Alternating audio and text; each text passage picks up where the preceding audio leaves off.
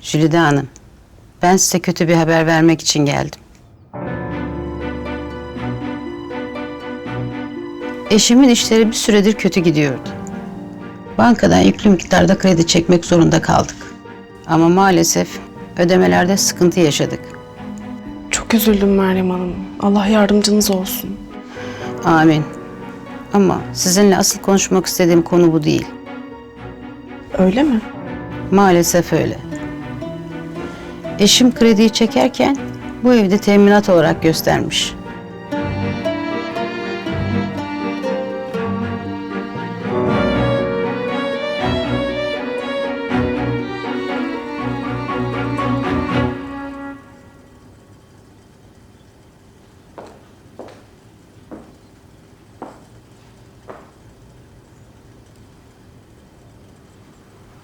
İyi misin? Korkmana gerek yok. Ben yanındayım, tamam mı? Şimdi ne olacak Vildan teyze? Onu garajda mı bırakacağız? Aynen öyle. Teklifimi kabul edene kadar hiçbir şey yapmayacağız. Kerem abiye de mi bir şey söylemeyeceğiz? Sakın. Kimseye bir şey söylemek yok. Tarık Bey aklı başına gelene kadar orada kalacak. Bunu kendi istedi. Nasıl yani? Öyle işte, boş ver. Hem Kerem abinden ve Süreyya ablandan ayrılmak istemiyorsan çeneni kapalı tutacaksın. Tamam mı?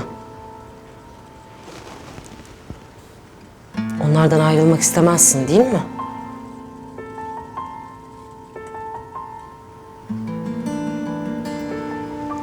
Güzel. Anlaştık o zaman.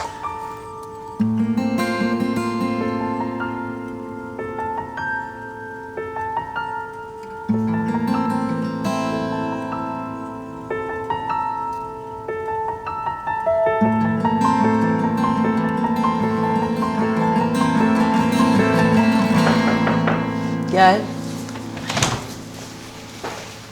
Müsaade var mı Azize Sultan? Olmaz olur mu yavrum? Gel, gel. Hoş geldiniz. Oh, hoş bulduk. Sonunda gelebildik ya. O ne demek öyle? Neredeydiniz ki siz? Ne demek neredeydiniz? Senin haberin yok mu? Abla? Annem durduk yere telaş yapmasın diye bahsetmedim ben. Ne oldu kızım? Söylesene. Ya önemli bir şey değil. Size doğru gelirken yolda aracımız bozuldu da böyle epey bir kuş uçmaz, kervan geçmez bir yerde mahsur kaldık. Amanın. Ya öyle oldu işte. Ama neyse ki şimdi buradayız. Aynen. Siz nasıl oldunuz Macide teyzeciğim? İyi misiniz? İyiyim kızım. Sağ ol, var ol. İyi iyi. Taburcu bile olacak yakında. Anneciğim çok sevindim ya. Gerçekten.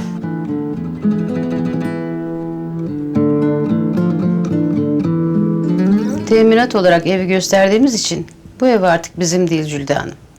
Banka el koydu. Bu yüzden her an burayı satabilirler.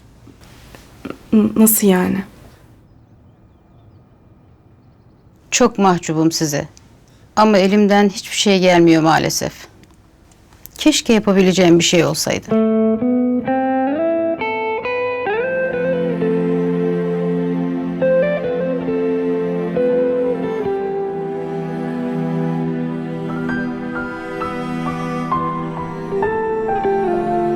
Meryem Hanım üzülmeyin ne olur. Ben anlıyorum durumu. Sağ olun. İnanın böyle bir şey olmasaydı asla çalmazdım kapınızı. Çok memnundum ben sizden. Allah razı olsun. Jülide Hanım. Şimdi akıl vermiş gibi olacak ama Yo estağfurullah söyleyin lütfen. evin yeni sahibinin ne yapacağı belli olmaz.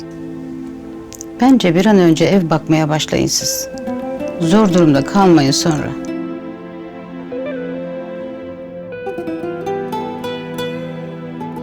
Doğru söylüyorsunuz. Jülide üzülme. Allah büyük.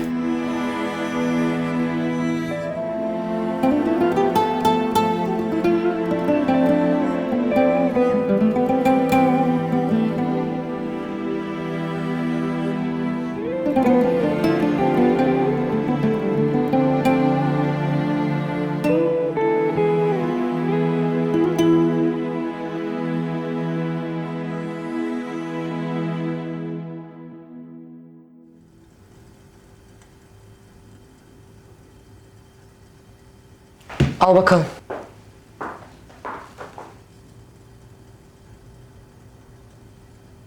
Kerem abinden ve Süreyya ablandan ayrılmak istemiyorsan çeneni kapalı tutacaksın. Onlardan ayrılmak istemezsin değil mi?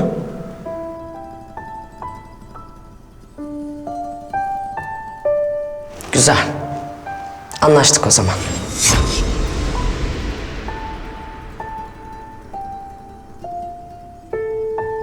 Elif, niye yemiyorsun? Ne düşünüyorsun?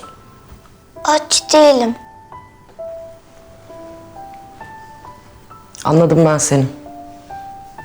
Buradan gönderilmekten korkuyorsun. Ona sıkıldı canın. Garajda olanlar da... Garajda olanları unut. Aklına getirme.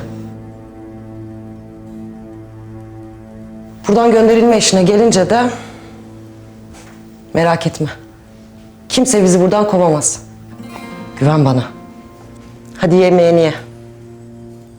Bitecek o tabak.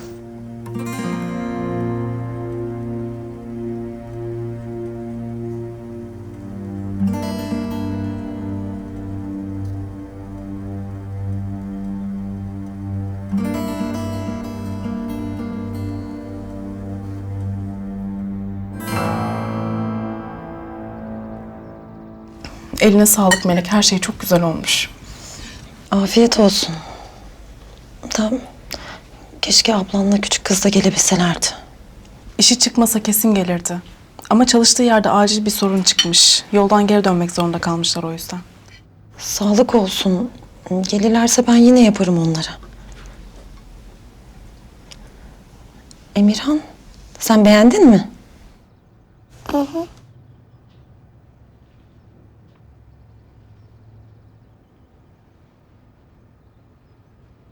Oğlum, taşınacağız diye mi üzüldün yoksa sen?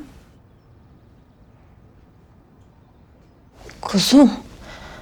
Ya üzülme. Hem yeni taşınacağınız evi de çok seversin belki. Hem orada yeni arkadaşların da olacak. Ama ben yeni arkadaş istemiyorum. Buradaki arkadaşlarımı da çok seviyorum.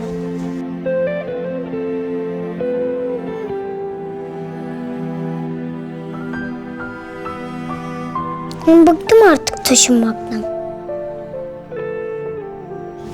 tam alışıyorum. Hemen başka yere taşınıyoruz. Belki yakınlarda bir ev buluruz oğlum. Ya bulamazsak ama? Ben Şafak öğretmenimle inciden ayrılmak istemiyorum. Taşınsak bile ayrılmak zorunda değilsin ki. Yine gelir görürsün. Aynı şey değil ama. Şimdi istediğim zaman görebiliyorum onları. Hiç özlemiyorum. Taşınırsak çok özleyince görürüm sadece. Emirhan. Ama bak sen böyle yapınca biz çok üzülüyoruz. Sen bizim üzülmemizi ister misin ha? İstemem, üzülmeyin. O zaman şimdi yemeğini ye. Sonra yine konuşuruz biz bu taşınma meselesini. Ha?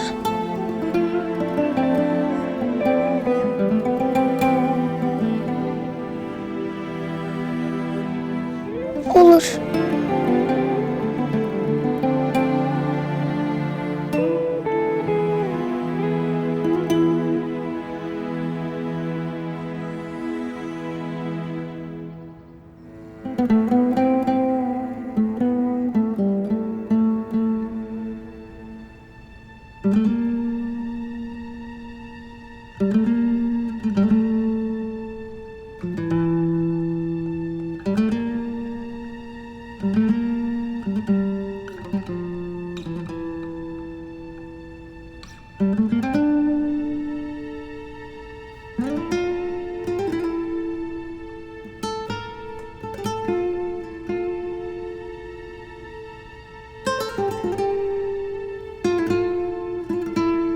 Epey zaman geçmiş.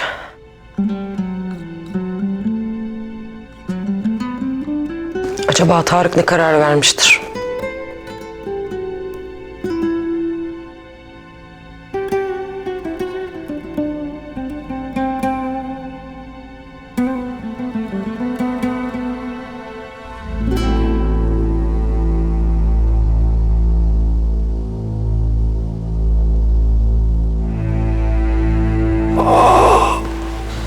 Allah belanı versin Vildan.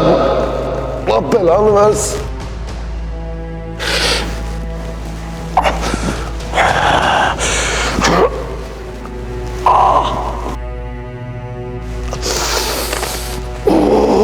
Olmuyor. Olmuyor. Ne yapacağım ben şimdi? Olmuyor.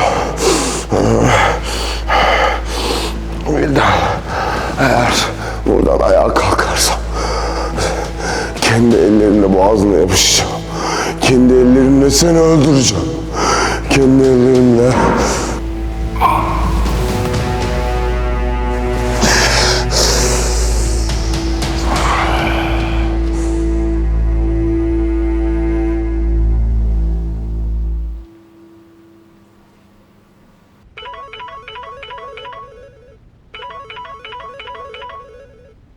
Tarık'ı bulamadı ya.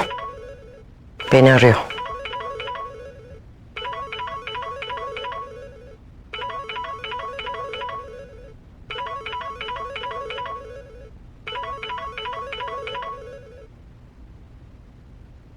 Efendim Hümeyra Hanım.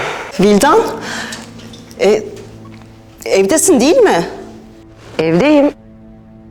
Yarın için hazırlık yapıyorum.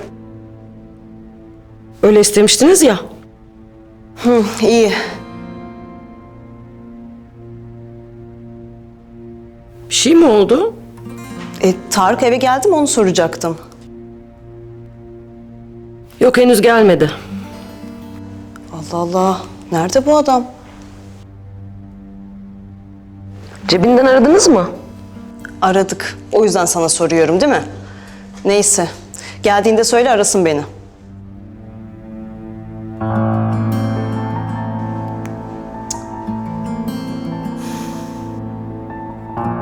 Hakikaten ya. Nereye kayboldu ki bu adam?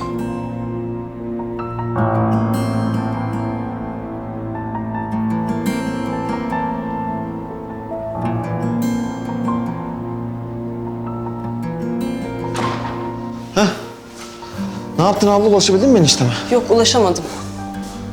Bir konağı arasaydın. Ya Vildan'la konuştum, oraya da gitmemiş.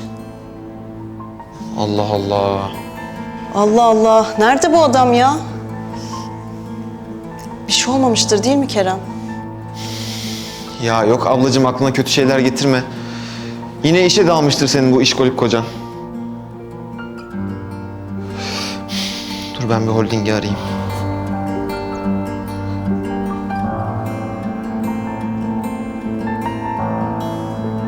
Alo Filiz.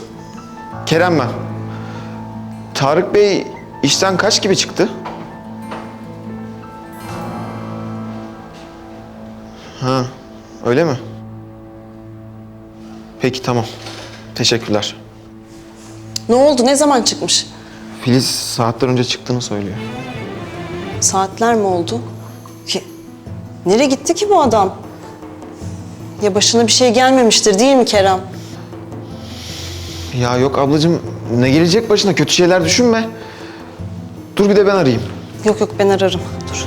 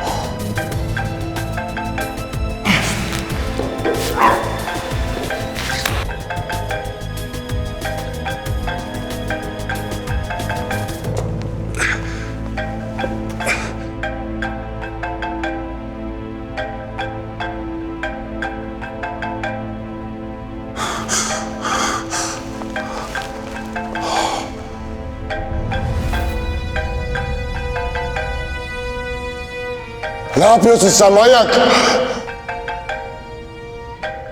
Canına mı susadın sen? Ha?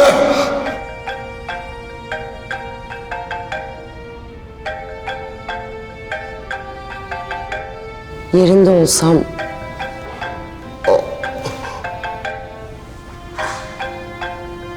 cümlelerime dikkat ederdim.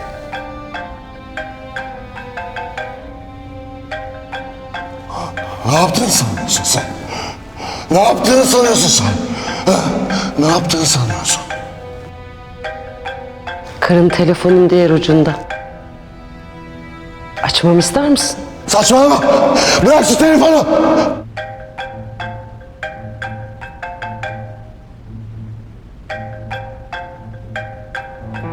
Tüm pisliklerini ortaya dökme zamanı geldi bence.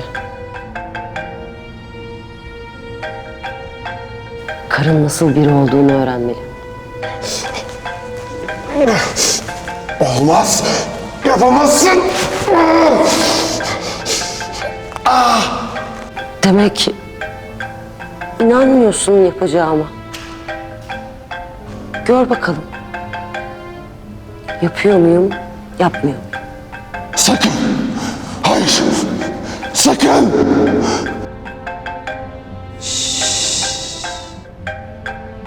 Sessiz ol. Telefonla görüşeceğim.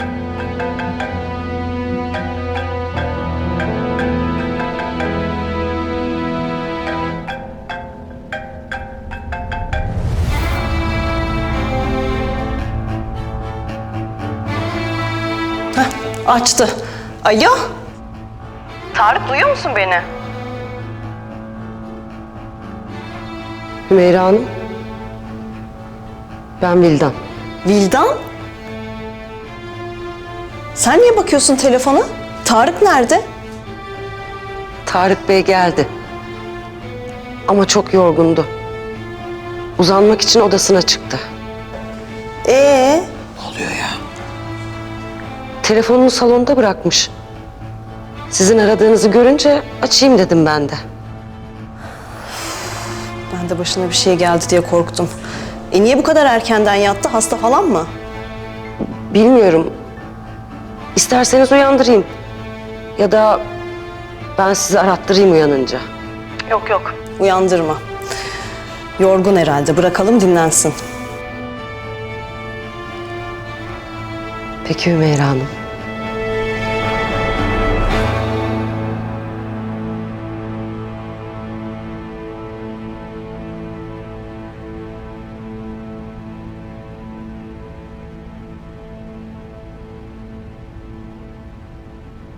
Şimdi susmuş olmam bundan sonra da susacağım anlamına gelmiyor. Şartlarımı kabul etmezsen her şeyi hemen yarın herkese anlatırım. Hem karına hem de Macide Hanım'a. Macide Hanım kendisini zehirlemeye çalıştığını duyunca pek hoşuna gitmeyecektir. Meyra Hanım'ın da hoşuna gideceğini sanmam.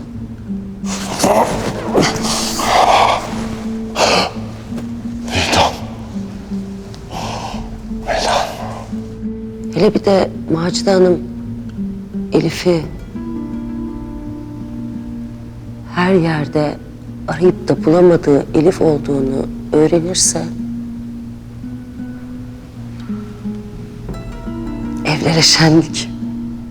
Bu dediklerini yapacak olursan ne pahasına olursa olsun seni yok ederim. Biliyorsun değil mi? Yok Tarık. Yok. Senden korkmanın sonu yok. O yüzden artık ben de cesur olmaya karar verdim. Ne olacağını sanıyorsun ha? Neyi başaracağını sanıyorsun? Ha?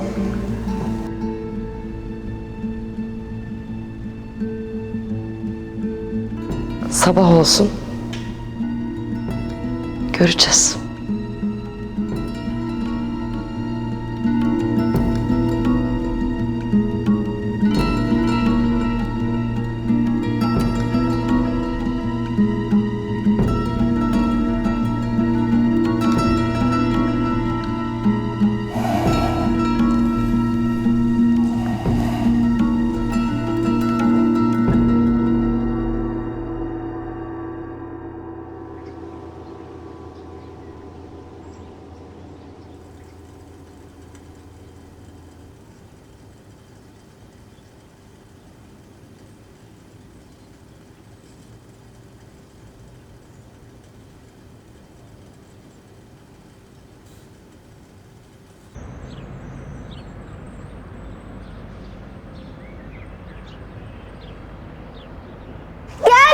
Geldiler.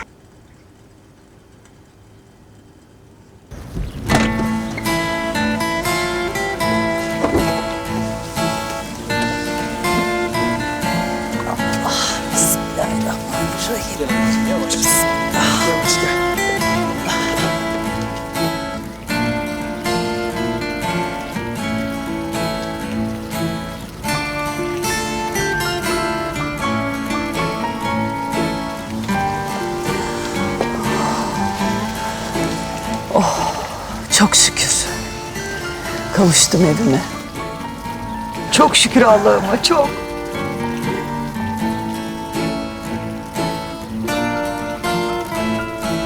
Yavrum.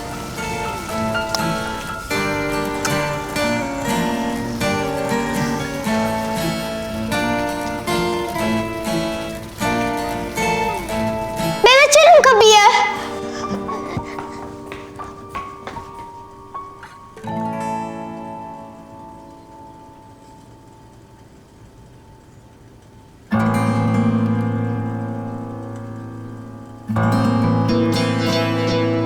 İyi. Gerçekleri öğrenmelerinin zamanı geldi o zaman.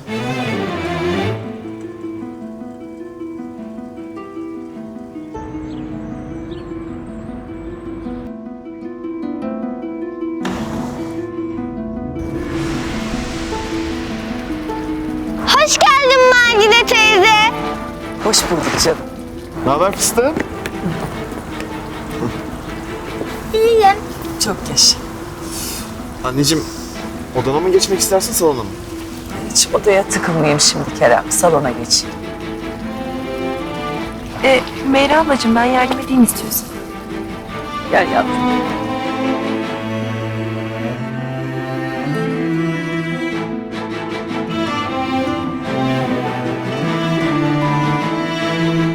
Vildan! Vildan! Geldi mi Meyra Hanım? Hoş geldiniz Macide Hanım. Sağ ol kızım. Tekrar geçmiş olsun. Sağ ol.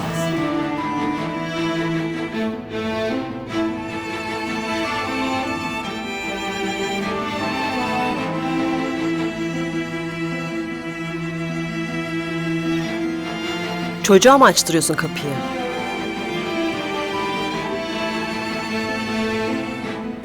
Tarık uyandı mı? Tarık Bey...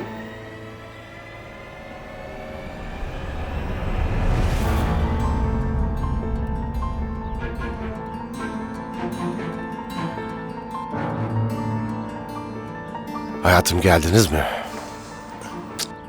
Geldik canım. Annemler içeri geçti şimdi. Dün erkenden uyumuşsun. Vildan öyle söyledi.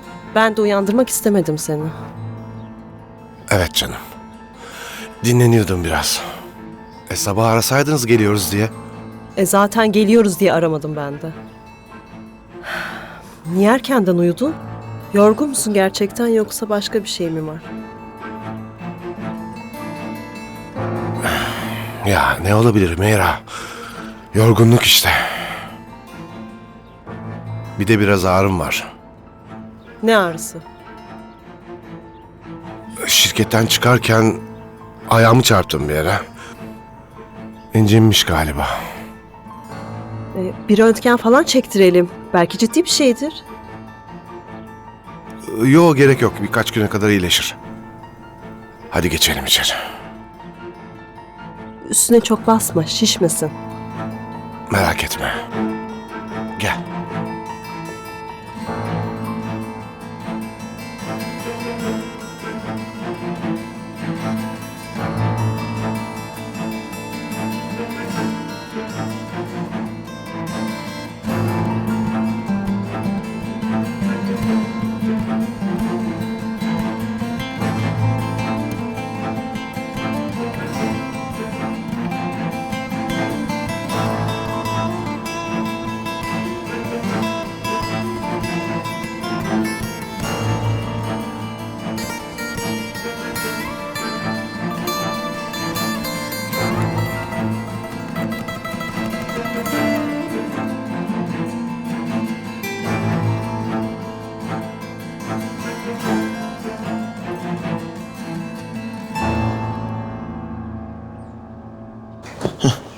Rahatsın değil mi anneciğim? İyiyim sağ ol rahatım.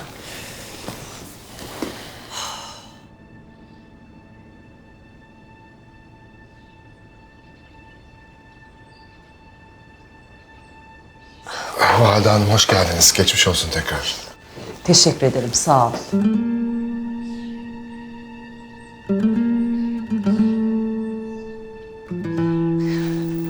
Sonunda evimize gelebildik.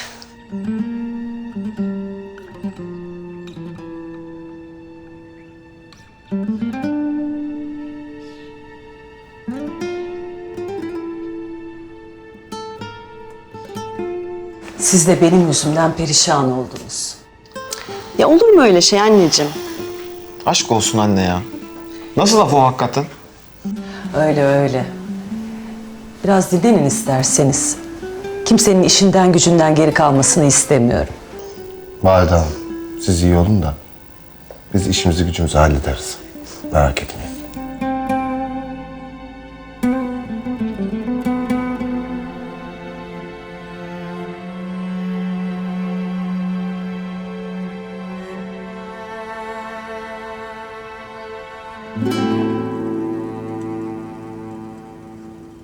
Gelmiş Vildan teyze. Gördün mü içeride? Gördüm. yapacağız şimdi?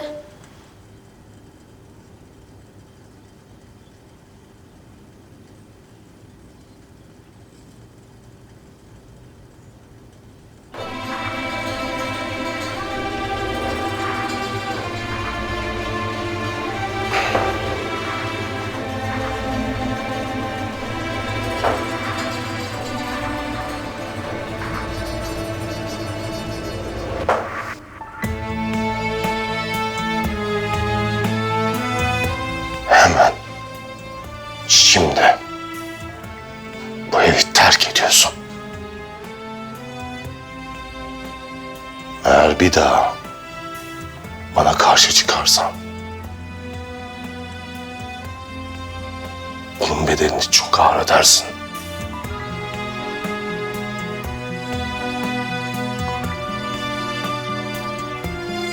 Ben değil. Sen gidiyorsun bu evden.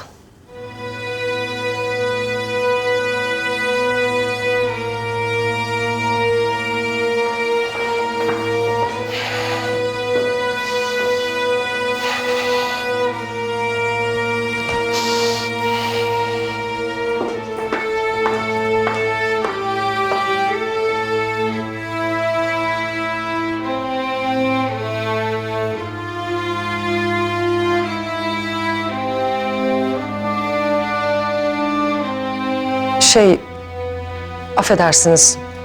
Ne oldu Vildan? Benim hepinize çok önemli bir şey söylemem gerekiyor.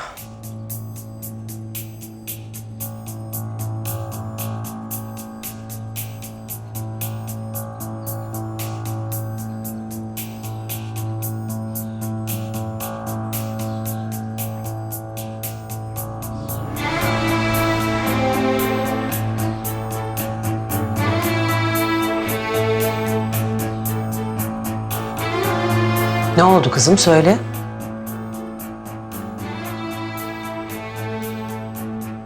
Hepinizi ziyadesiyle ilgilendirecek bir şey. Macide Hanım. Ne söyleyeceksin? Seni dinliyoruz.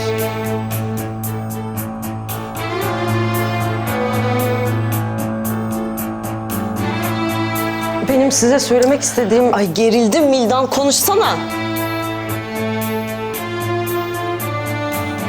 Söyleyeceklerim Elif'i de ilgilendiriyor.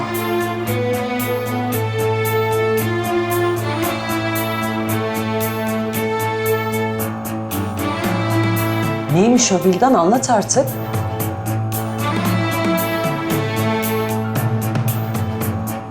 Beni Elif'in...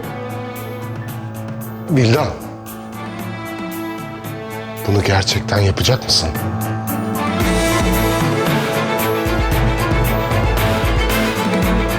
Neyi yapacak Tarık? Ne oluyor? Şimdi Vildan söylemekte zorlanıyor. Madem zorlanıyor ben söyleyeyim.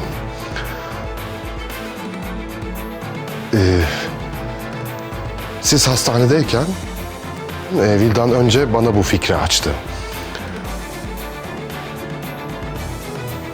Ben onu ikna etmeye çalıştım ama demek ki edememişim.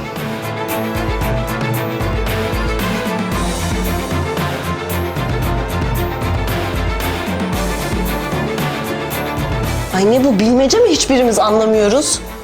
Ya Tarık, bir şey söylesene, Vildan'ın derdi ne? Vildan istifa etmek istiyormuş.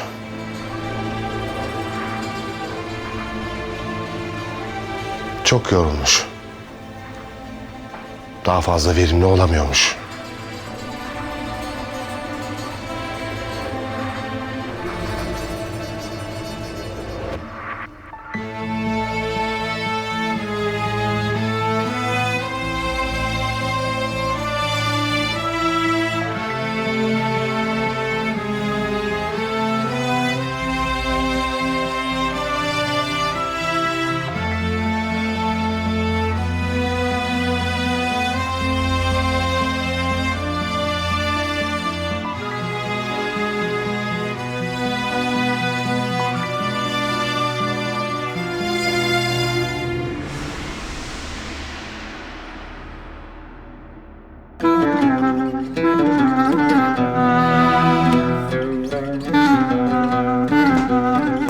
Sen hiç üzme kendini Melek. Allah büyük.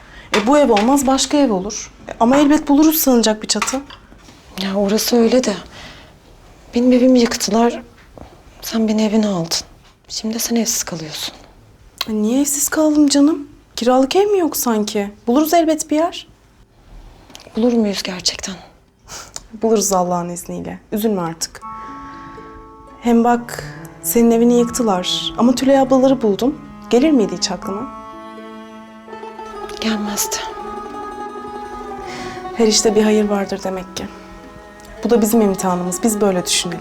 Bir kapıyı kapatan Rabbim diğerini elbet açar. Doğru söylüyorsun. Hadi kahvaltımızı yapalım artık.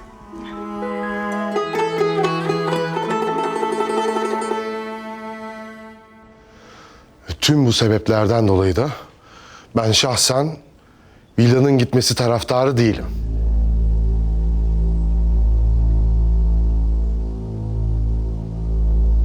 Vallahi ben de istemem gitmesini. Hem biz senden gayet memnunuz. Neden böyle kendi kendine evhamlanıp duruyorsun? Anlamıyorum.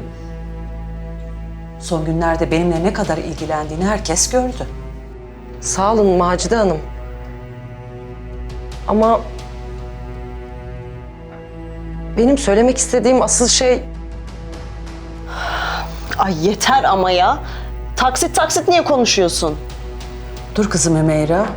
Ne söyleyecek bir dinleyelim. Evet Vildan, Elif'le ilgili dedin. Onunla mı ilgili?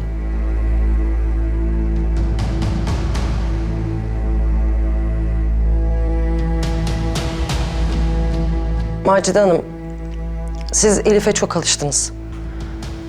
Onu kızınız, torununuz gibi görüyorsunuz.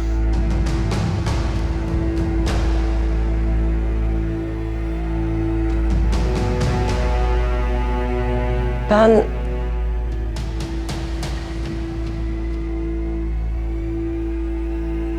onu da alıp temelli götüreceğim için Elif'le ilgili dedim.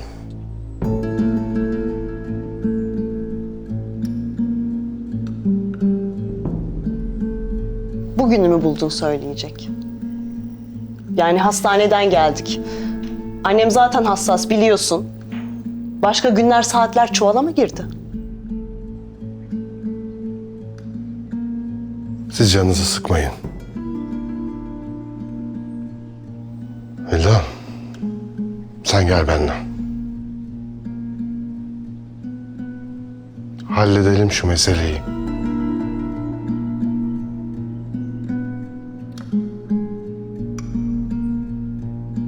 Hadi Vildan.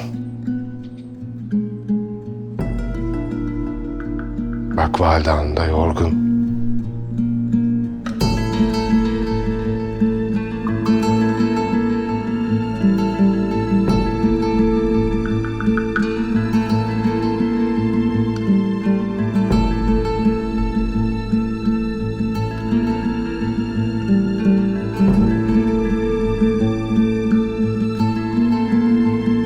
Peki. Öyle olsun Tarık Bey.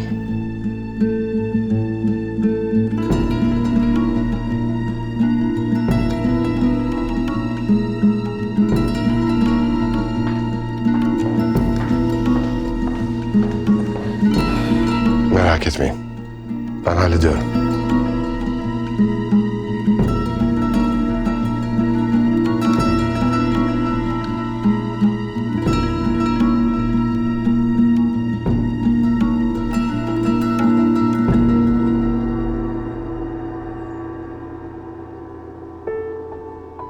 Allah Allah.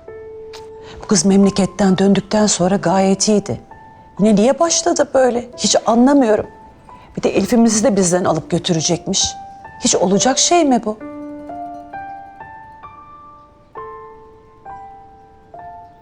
Abla, eniştemin ayağı mı oldu bu arada aksıyordu? Hakikaten ben de onu soracaktım. Ne oldu Hümeyra? Şirketten çıkarken vurmuş. Önemli bir şey değil.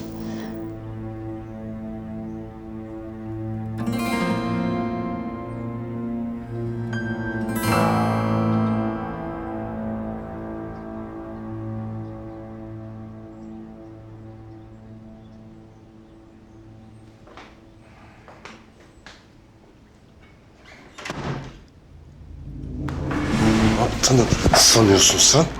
Hı? Şartımı kabul ettin Tarık.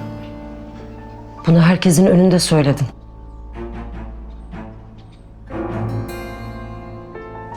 Kararından vazgeçmezsin diye düşünüyorum.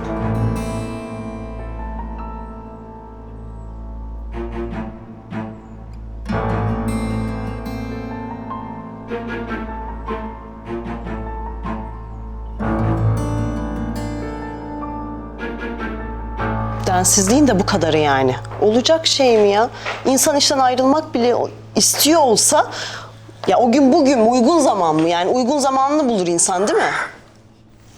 Merak etme hayatım. İkna ettim kalmaya. Öyle mi? Sağ olsun. Kabul etti demek. Neyse, sevindim kalmasına. Sonuçta kaç yıllık emektarımız. Böyle durup dururken ayrılmasını istemem. Hayır yani söyleyecek bugünü mü bulmuş hakikaten? Garip. Hem hiç de öyle gidecek bir hali yoktu aslında da. Tamam oğlum, uzatmayalım artık. Bence de. Sorun halloldu sonuçta. Biz ona bakalım.